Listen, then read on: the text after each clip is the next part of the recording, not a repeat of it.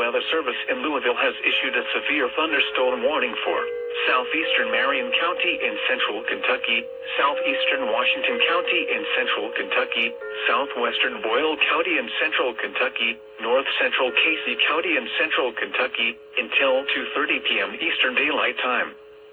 At 1:58 p.m. Eastern Daylight Time, a severe thunderstorm was located over Lebanon, moving east at 40 miles per hour.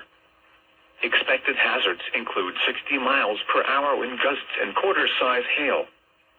This is a radar-indicated threat. The following impacts are expected. Hail damage to vehicles is expected. Expect wind damage to roofs, siding, and trees. Locations impacted include Lebanon, Springfield, Perryville, Bradfordsville, Peyton Store, Brumfield, Parksville, Reynoldstown, Forkland, and Jacktown. For your protection, move to an interior room on the lowest floor of a building. Torrential rainfall is occurring with this storm and may lead to flash flooding. Do not drive your vehicle through flooded roadways.